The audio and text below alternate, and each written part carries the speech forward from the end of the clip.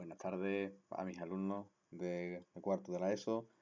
Continuamos con un nuevo vídeo, continuamos con un par de tareas nuevas, ¿vale? Seguimos con el mismo tema, el tema 7, ¿vale? Ya hemos terminado la Revolución Rusa, desde Lenin a Stalin, y vamos a hablar de la parte española. Recordad que en todos los temas siempre hablamos de una parte de España, ¿no?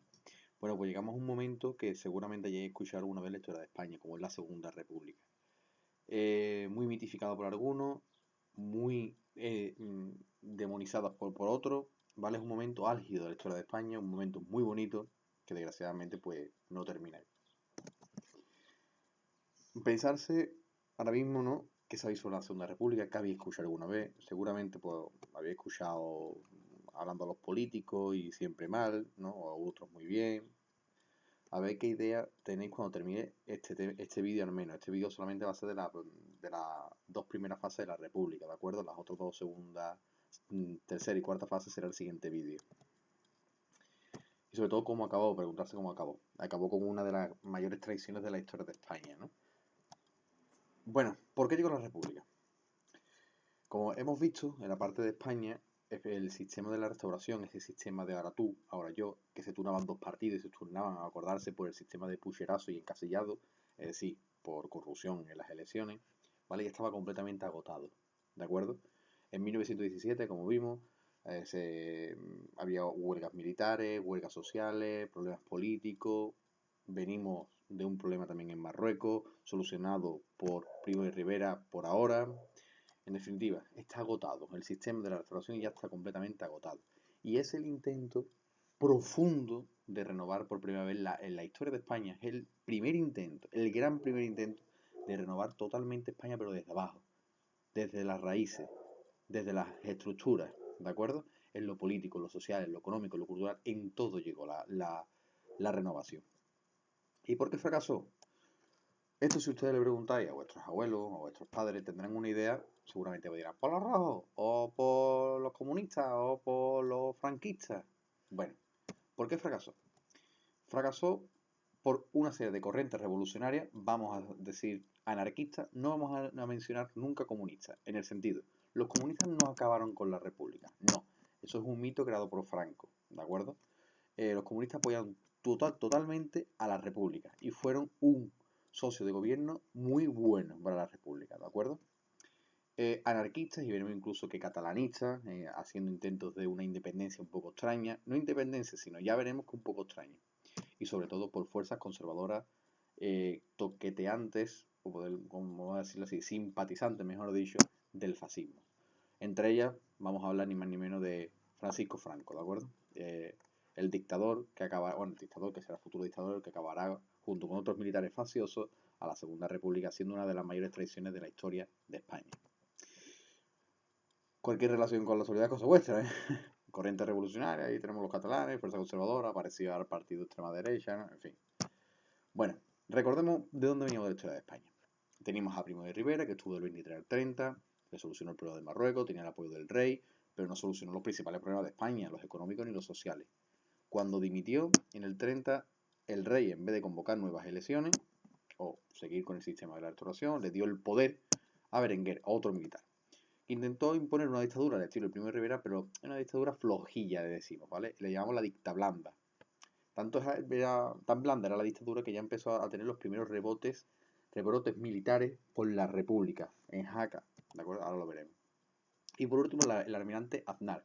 Berenguer dimite tras estas sublevaciones en Jaca y Alfonso XIII llama a gobernar al almirante Aznar con una única misión: elecciones municipales el 12 de abril del 31. Ya Berenguer había intentado convocar unas elecciones generales, pero los partidos democráticos dijeron que no se presentaban a esas elecciones porque evidentemente las elecciones estaban manipuladas.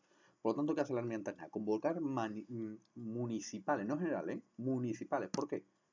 Recordad que en el campo existía el caciquismo. Esos grandes señoritos, ¿no?, que tenían contratado, entre comillas, a los jornaleros del pueblo, que les decía lo que tienen que votar, que les decía lo que tienen que pensar en política, ¿de acuerdo? Es decir, eran unas elecciones fácilmente manipulables, al menos en el campo. Bueno, vamos a situarnos en la dictadura de Berenguer. En la dictadura de Berenguer aparece, ya apareció bastante tiempo antes, pero aparece la figura de Ortega y Gasset, uno de nuestros grandes filósofos de la historia. Tanto es así cuando Alfonso XIII entrega el poder a Berenguer lo llamó el error Berenguer. Y ya Ortega se ya decía una cosa, un camino, solamente existe un camino, la república. Este sistema ya está caduco. Y en agosto de 1930 ya tenemos por primera vez la unión de los partidos republicanos.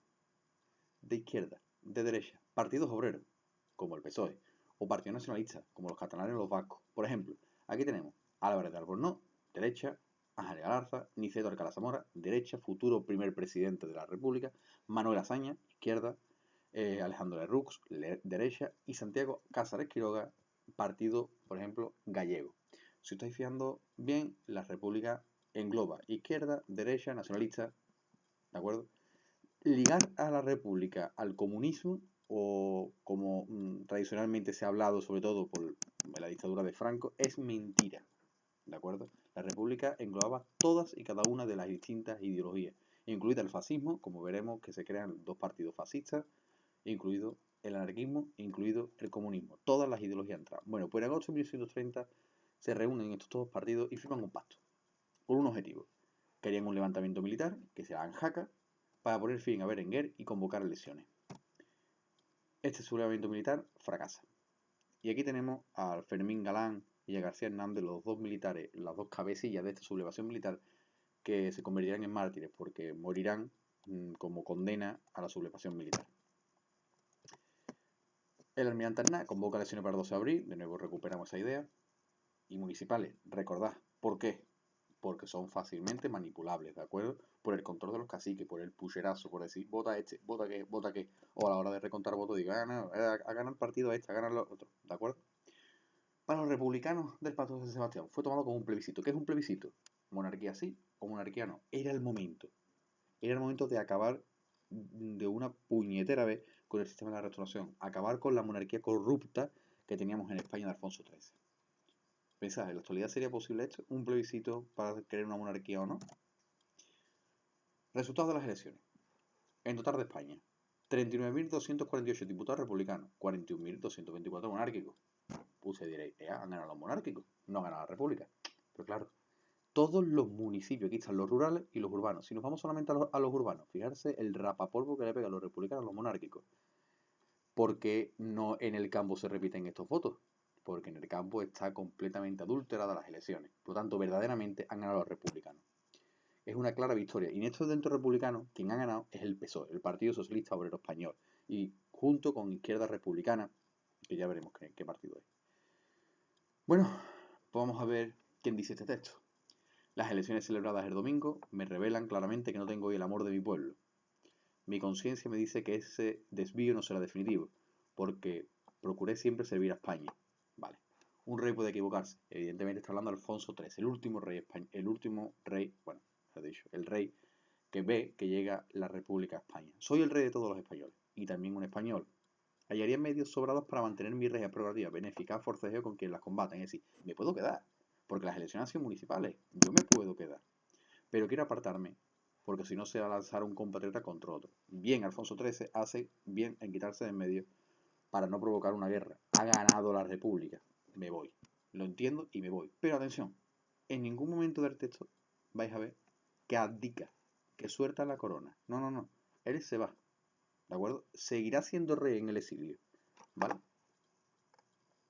Ahí tenemos a Alfonso XIII marchándose a Fontainebleau, a Francia, donde vienen los Borbones, ¿de acuerdo? Ahí educará a su hijo, don Juan, que será el padre de Juan Carlos I, ¿no? El primer rey de la transición de la democracia después de Francisco Franco. Esto le responde la República. El ministro de Hacienda facilitó a última hora de ayer la siguiente nota. El gobierno no quiere poner trabas a la divulgación por parte de la prensa del manifiesto de don, aquí ya no aparece rey, Alfonso de Borbón. No vamos a poner ninguna traba, ¿de acuerdo? Más como el gobierno provisional de la República, segurísimo de la adhesión fervorosa del país, está libre de todo temor de relaciones monárquicas, no prohíbe que se publique ni cree necesario. Es decir, lo que acaba de publicar Alfonso XIII, que lo publicó por cierto en el APC, la República lo deja. Ya está hablando de libertad de prensa, ya está hablando de libertad de opinión aquí para todos. Hasta luego, Mari Carmen, le dice la República, y preguntarse por qué la gente no quería al rey. Venimos de un sistema completamente corrupto. Un sistema en el que Alfonso XIII había adulterado la democracia dándole el poder a ciertos militares. Primo de Rivera, Berenguer y Aznar. El pueblo ya no lo quiere. No puedes entender mi dolor, le dice Alfonso al pobre de Nicolás II, que como ustedes sabéis termina un poquito mal en Rusia, ¿no? Bueno, vamos a hablar del gobierno provisional. Llega la república, pero el 12 de abril gana las elecciones y ahora ¿qué pasa? ¿Qué pasa? Pues tenemos república, sí, no hay rey, pero ¿qué hacemos? Venga, un gobierno provisional. Gobierno provisional son hasta que no tenemos las reglas del juego. Imaginarse, vamos a jugar, vamos a hacer una partida, pero hasta que no tengamos las instrucciones, ¿qué hacemos? Vale, pues vamos a hablar de una transición, de una provisionalidad. La provisionalidad son hasta que no llegan las reglas, las leyes. Y la ley máxima no es otra cosa que la Constitución. Bueno, pues aquí tenemos la portada del Heraldo de Madrid, que habla del gran plebiscito de ayer. España votó por la República. Vale, ya tenemos la República. Y el 14-15 de abril ya se forma el gobierno de la Segunda República. Tenemos ahí un par de días, 3 días, ¿de acuerdo? Para que se forme el gobierno de la Segunda República. ¿Dónde vamos a buscar a los políticos? A los del Pacto San Sebastián.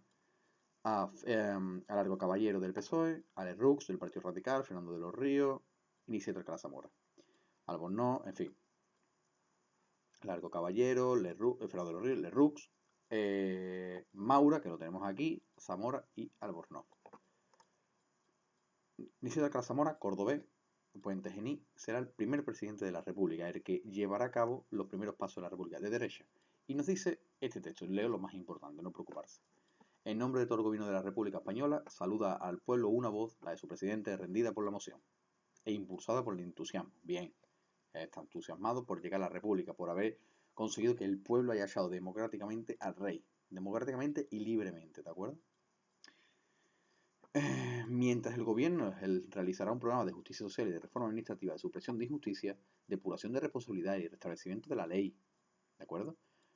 La normalidad en el país es completa, tranquilizarse, no pasa absolutamente nada. Vamos a cambiar de monarquía a república sin problema. Y nos hemos posicionado sin el menor incidente, evidentemente, no ha habido ningún problema en la calle. El primer acto del gobierno ha sido la concesión de una amplia y generosa amnistía para la gente que, por algún momento, por opiniones políticas, han sido encarcelados, ¿de acuerdo? Viva España y viva la República. Bueno, empieza la República, arranca hasta que no tiene constitución y en ese momento en el que se está abordando la constitución, debate cómo debe ser la República. Pues mira, ¿cómo debe ser la República? Pues federal, unitaria, laica, empiezan a preguntarse cómo debe ser, empiezan a redactar la constitución. Pero, ¿por qué fracasó la República? Recordad, fuerzas revolucionarias, independentistas en algunos casos, como los catalanes, catalanistas, y las fuerzas contrarrevolucionarias, conservadoras. Nada más que empieza la República, sucede esto. En las elecciones municipales del 31, ¿de acuerdo? Del 12 de abril, en Cataluña han ganado, fijarse, Esquerra Republicana Catalana. Además con mayoría absoluta, es decir, gana las elecciones en Barcelona y en Cataluña el partido de izquierda independentista, liderado en este momento por Francesc Macià y Lluís Companys. ¿De acuerdo? Vale. Partido republicano, ¿eh? Pero atención, ellos habían firmado el Pacto de San Sebastián. Ellos estaban a favor de la República, pero nada más que empieza la República dicen esto. Francesc Macià sale al balcón de la Generalitat y declara la República Catalana dentro de la República Federal Española.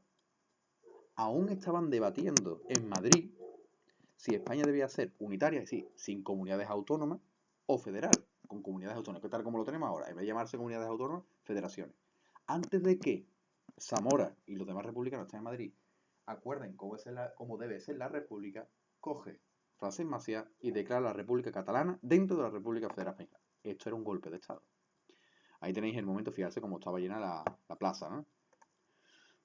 Catalanes, interpretando el sentimiento y los anhelos del pueblo que nos acaba de dar su sufragio, proclama la República Catalana como Estado integrante de la Federación Ibérica. Se están saltando, ¿de acuerdo? Está dando un golpe de Estado verdaderamente. ¿Cómo cree que actúa el Estado? Pues fijarse, con diálogo. Con diálogo. Y dándole el estatuto a Cataluña. Lo que hoy tenemos todas las comunidades, unas leyes aparte que no dificultan la gobernabilidad desde Madrid, ¿no? En fin, a Rajoy esto del diálogo le pilló un poco loco, ¿no? Bueno, dice Azaña, a recordar, el mejor político que tenemos en estos momentos, la República, y el que va a liderar todo el cambio va a ser Manuel Azaña, junto con Nicieto Alcalá Zamora, pero sobre todo Manuel Azaña, de izquierda. Cataluña dice, los catalanes dicen, queremos vivir de otra manera dentro del Estado español, ¿vale? La pretensión es legítima porque la autoriza la ley, vale. Que ustedes queráis vivir de una forma distinta en España lo vemos bien. No se puede entender la autonomía, no se jugarán jamás con ciertos los problemas orgánicos de la autonomía si no nos libramos de una preocupación, que las regiones autónomas son España, ¿de acuerdo? Que no se quieren independizar, que son solamente España.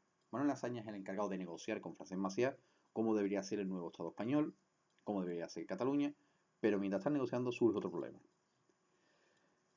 Este es el texto que voy a tener que comentar, ¿de acuerdo? El texto que viene aquí a continuación, ¿vale? Además, fijarse, la Iglesia, veneradores hermanos, por ahí van los tiros, es decir, es la visión de la Iglesia sobre la República.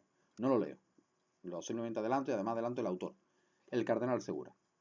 El cardenal Segura temía, ante la llegada de la Segunda República, perder el control social que estaba teniendo la Iglesia. Recordar que la Iglesia tiene el poder de las mentes, el poder moral, el poder de la educación, ¿de acuerdo? Es decir, si llegaba la República, podía atentar contra ese poder, podía disminuir su poder. Entonces la Iglesia ahora mismo estaba muy nerviosa. Y con razón, veremos por qué, ¿vale? En fin, tenéis que comentar la opinión de la Iglesia.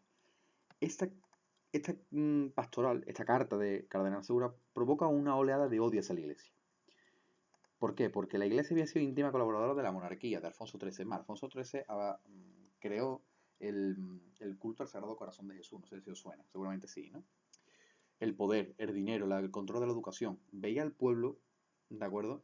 Que ha sido uno de los principales culpables de la miseria que hasta ahora está metida el pueblo, ¿vale? Y empiezan a quemar bienes eclesiásticos. Empiezan a atentar el mayo del 31 en Madrid, Córdoba, Sevilla, Jerez, San Lucas, Cádiz, contra bienes eclesiásticos, contra conventos, iglesias, o incluso el antiguo convento de los jesuitas en la Plaza Villasí, entre las setas de Sevilla y la Campana, un convento que desapareció. ¿Cómo se solucionó este conflicto?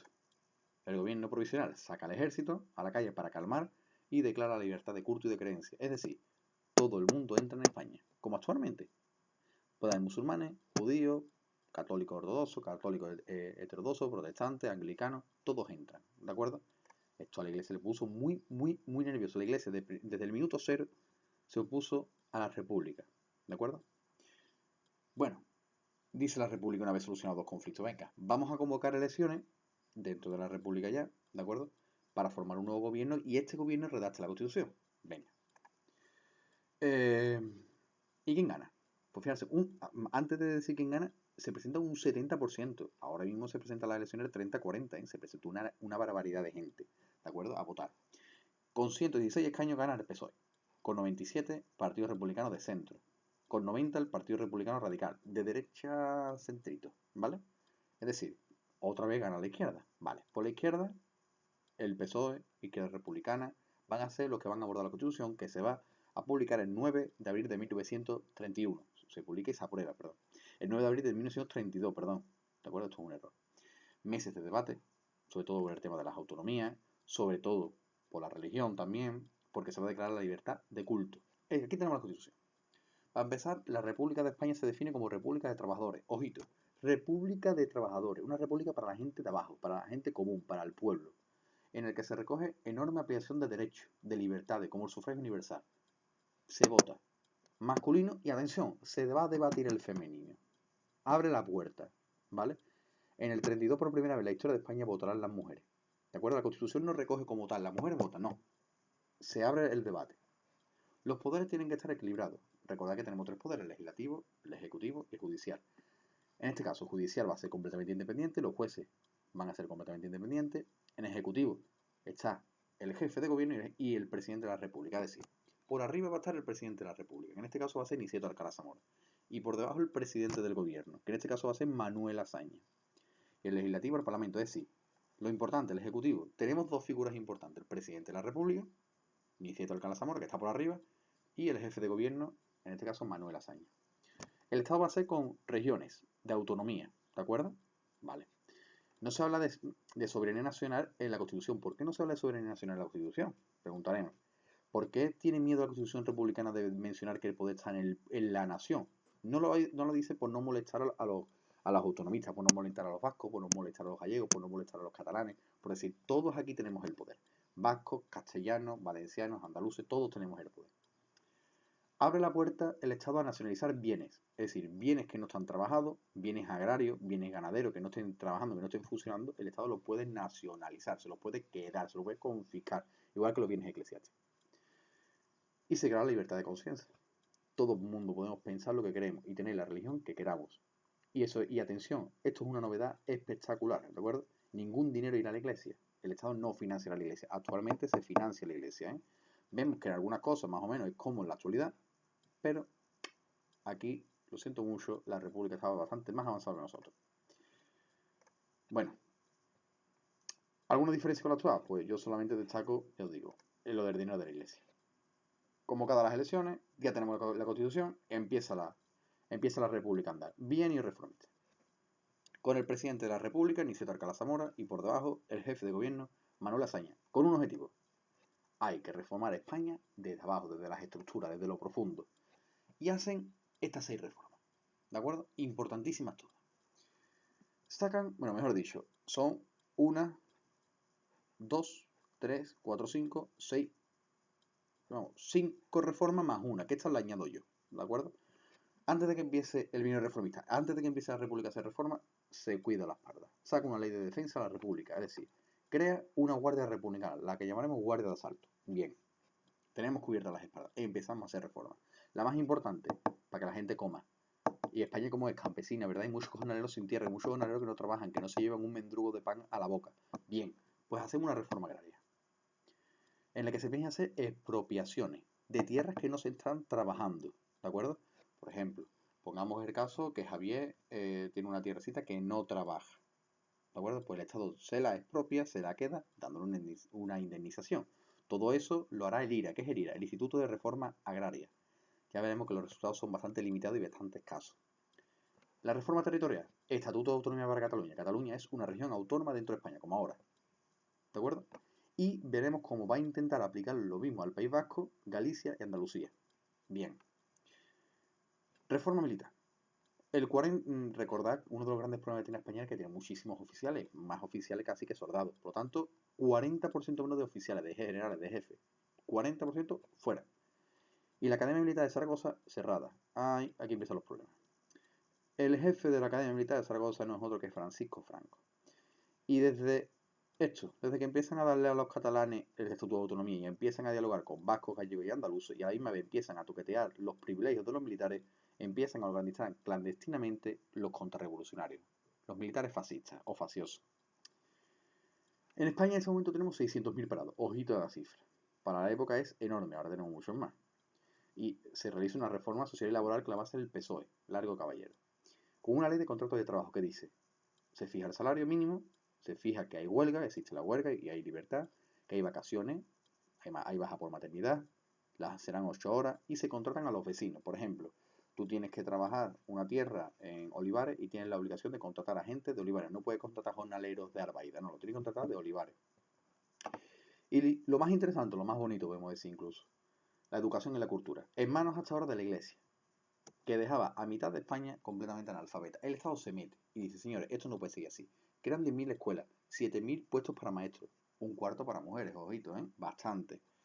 Y habla de una educación laica, se acabó eso de que la educación está vinculada a la Iglesia. Se cierran las escuelas católicas y dice, ahora empieza otro problema. Oye, que en el campo no hay escuela. Bueno, podemos hacer misiones pedagógicas, misiones educativas y culturales al campo, donde va a cobrar una fuerza mayor nuestro insigne poeta Federico García Lorca, ¿de acuerdo? Pues ya tenemos también la reforma educativa y los enemigos que se van uniendo también a la organización clandestina, es decir, a la iglesia que se va metiendo, que se va entendiendo poquito a poco con la derecha y con los militares.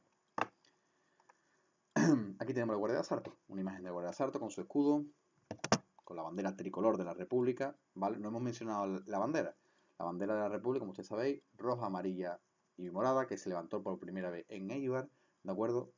El morado, verdaderamente no sabemos muy bien el porqué. Se cuenta que está vinculado al pendón de Castilla o incluso a los barcos pesqueros que iban a alta mar y como era el barco de vapor salía el humo por las chimeneas, ¿de acuerdo? Y el rojo de la bandera pues lo cambiaba a morado. Pero bueno, era como un símbolo obrero, ¿de acuerdo? Era un símbolo de trabajadores. Roja, amarilla y morada. Fijarse cómo evoluciona el número de afiliados a la CNT, al sindicato anarquista. Fijarse cómo sube, la República se mantiene y ya veremos cómo sube después, ¿de acuerdo? ¿Por qué sube? ¿Por qué pongo esto? Porque para que os deis cuenta de que la gente se va a empezar a sindicalizar, a meterse con los anarquistas, con los comunistas, empieza la gente a tener una ideología. ¿Qué os transmite esta imagen? Un jornalero, ¿verdad? Un campesino, con la bandera de la República y trabajando tierra. La República da tierra, la República da trabajo. Campesino, la tierra es vuestra, ¿de acuerdo? ¿Qué tierra se va a expropiar? ¿Qué tierra va a expropiar el Estado? Las que fueron compradas con fines de especulaciones, sí. Había comprado una tierrecita para decir, yo tengo tierrecita, soy muy guay. Las incultas, es decir, las que no se trabajan. Tierras dedicadas al cultivo herbáceo en alternativa de 300 a 600 hectáreas. Es decir, se ponen unas tierras concretas a las que se van a... Por ejemplo, quiero decir con esto, que las tierras, si Pedro está trabajando sus tierras perfectamente, el Estado no se las quita, ni mucho menos. ¿Vale? Las tierras que no se trabajan son las que el Estado va a expropiar y a repartir a los jornaleros, ¿de acuerdo? Pero claro, recordad que si te quita una tierra, que si te expropia, te tiene que dar un dinero. Ahí está el problema. No tiene dinero para hacer esas indemnizaciones. El gobierno de la República se ha incautado este edificio, ¿de acuerdo? En Cataluña tenemos el Estatuto de Cataluña, también llamado el Estatuto de Núria. En fin, queremos el estatuto como ha aprobado el pueblo de Cataluña. Bien, llegada al Estatuto de Cataluña. Y fijarse en esta imagen. Una concentración, se fijan en una plaza de toros, ¿verdad? Bueno, una plaza de toros, se manifiestan. ¿Quién se manifiestan? Guerra al Estatuto Catalán. Hasta no saber a qué ateneros, no compréis productos catalanes, ¿vale? Esto es una manifestación contra el Estatuto Catalán. Español, guerra al catalán, guerra al Estatuto. Os suena esto un poquito ahora, ¿verdad? Bueno, Niceto que te meto, le decía Francés Maciá, ¿no? a Niceto Alcalá Zamora. Con todo esto, con los catalanes, con la reforma agraria, los militares pulsan el botón. Los militares dan un golpe de Estado. Nada más que empieza la República, los militares dan un golpe de Estado. ¿Dónde? En Sevilla, liderados por un general, Sanjurjo, pero fracasa. ¿Por qué? Porque los sevillanos nos echamos a la calle y con manifestaciones y huelgas paramos a Sanjurjo, ¿de acuerdo? Sanjurjo, antes de que lo pillaran, queda declarado el estado de guerra en toda la región andaluza. Viva España única, es decir, sin autonomía e inmortal. Bueno, fueron juzgados, Sanjurjo y los demás fueron condenados a muerte, pero Azaña, de acuerdo, evitó su muerte. Todas sus tierras fueron confiscadas por el Estado, eso sí. Bueno, Sanjurjo, que intentó con la Sanjurjada, que es como se llama este golpe de Estado, derribar a la monarquía, a la república, perdón, pero a la república ahí, pues no. ¿Qué consecuencia tuvo este golpe? Nada más que Sanjurjo da el golpe de Estado, le damos la aprobación inmediata del Estatuto Catalán, ¿vale? Que estaba ahí en discusión, al final sí, se da el Estatuto Catalán, y se inician los procesos en otras regiones históricas. Recordad, Galicia, País Vasco y Andalucía. Andalucía que tenía un tal Blas Infante, no sé si se suena, ¿verdad? Seguro que sí, el padre de la nación andaluza. ¿Qué decía esto Blas Infante? En España decir república es nada, decir federación, pues la federación por decirla también es nada. Después del hecho catalán hay que optar en España por uno de los términos del dilema, o federación o desintegración absoluta, perdón. Andalucía no puede ser ni podrá llegar a ser jamás separatista de España. Ella es y será siempre la esencia de España. Esto es, Andalucía quiere volver a ser por sí, por España y la humanidad. Tiene por fin dar a España cuanto por sí llegase a crear la propia energía. Tiene por superiores incentivos España y la humanidad. Queremos ser autonomía, queremos ser autónoma, dice Blas Infante con Andalucía. Que creó un partido que se llamaba la Junta Liberalista de Andalucía, antes que pedía que Andalucía fuera libre, fuera autónoma dentro de España, ¿de acuerdo? Bueno, seguimos hablando de las reformas, viendo imágenes. El 40% de los oficiales se retiran, ¿de acuerdo? Se están en retiro extraordinario, venga, fuera. Y si tú subías antes por méritos de guerra, ahora eso se acaba, ¿de acuerdo? Aquí tenemos a Azaña dando un discurso en esos militares porque él es el ministro de guerra. Y a su derecha tenemos a uno también de esos mayores militares que harán la mayor traición a la historia de la democracia y de la república en España, ¿de acuerdo? Queipo de Llano, encargado de dar el golpe de Estado en Sevilla, enterrado actualmente en la Macarena, uno de los mayores sanguinarios de la guerra civil, como veremos. La Academia Militar de Zaragoza que se cierra, y ahí había un jovencísimo Franco liderando la Academia Militar de Zaragoza. Franco ya empieza a enemistarse por la República. ¿Qué estará diciendo aquí el tío? ¿Estará cargando contra la República? Prometo por mí no servir bien y firmemente a la República, obedecer sus leyes y defenderla con las armas. Tócate los cojones. Franco traicionó a la República. Él prometió lealtad a la República, pero después se pasó a este bando. Aldemola, Manuel Godet, Queipo de Llano en Sevilla, Enrique Varela, Villán Astray y José Sanjurjo. Estos son los militares que van a organizar el golpe de Estado que fracasará y que nos llevará, que ya lo veremos en el 36, a la guerra civil, al episodio más triste de la historia de España. Aquí tenemos la evolución de los parados en la actualidad, fijarse, estamos aquí, ¿no? Y el tanto por ciento, ¿no? Y fijarse durante la República el porcentaje que tenemos de parados, ¿vale? La República llega en un momento crítico en la economía, ¿de acuerdo? Y para eso, Largo Caballero, ministro de Trabajo, empieza a realizar una serie de reformas laborales, como la ley de contrato de trabajo, 8 horas, huelga, maternidad, contratas a tu vecino, habla de jurados mixtos. Jurados mixtos sirven para, simplemente, si hay un problema laboral, sentamos al trabajador, sentamos al sindicato y sentamos enfrente al empresario. Hacemos jurados paritarios. Ya esto lo tenía durante la dictadura de Primo de Rivera, ¿de acuerdo? Era simplemente negociar, como ahora mismo se hace. Negocian los empresarios y los trabajadores. La reforma educativa, ¿quién la va a hacer? Fernando de los Ríos y Marcelino Domingo, ¿de acuerdo? Estos van a ser los dos hombres.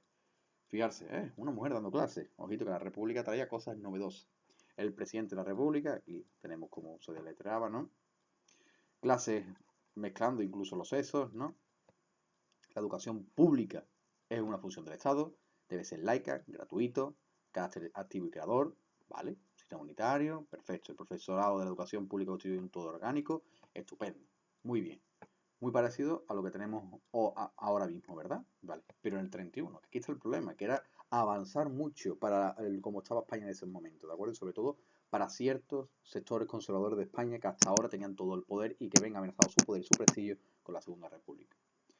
Era necesario llegar al campo, que en el campo no hay colegio ni instituto. Pues, bueno, realizan misiones pedagógicas, van profesores voluntarios o grupos de teatro, entre ellos La Barraca.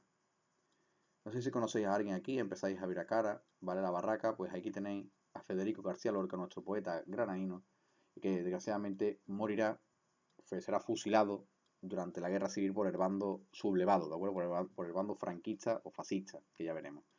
Federico García Lorca, abiertamente de derecha y también abiertamente homosexual. Bueno, fijarse La Traca, ¿no? Una revista satírica del momento, ¿no? Hazaña, ahí, rompiendo a todos los que se oponen a él, ¿no? A militares, a monárquicos, a la iglesia, ¿no? Y ahí la Guardia Civil, pues llevando a la cárcel, ¿no? A los de siempre, ¿no? A los que se habían enriquecido con la monarquía, a la grande cúspide de la iglesia, en fin.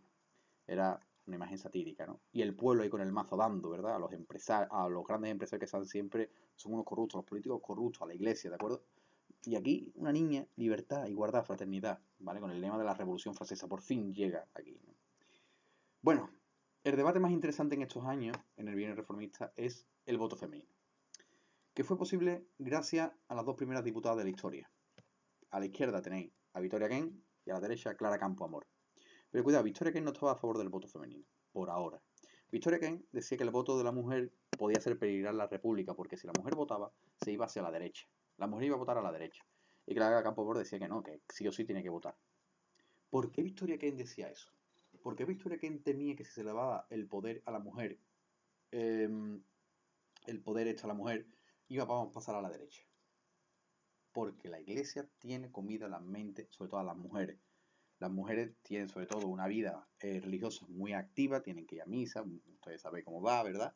Y el cura la tiene comida completamente en la mente. Por lo tanto, el cura le iba a decir, vota a la derecha, que a la izquierda no va a llevar lo peor. Vale, la influencia del clero. Y precisamente porque la república me importa tanto, entiendo que sería un gravísimo error político apartar a la mujer del derecho al voto. Eso es lo que dice Victoria Kent. Yo, señor diputado, me siento ciudadano antes que mujer, ¿vale? Ella estaba de acuerdo con el voto de la mujer en la república, pero todavía no. Sería un error histórico.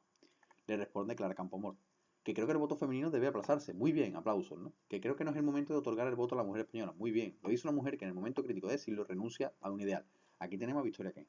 Por hoy, señores diputados, es peligroso conceder el voto a la mujer.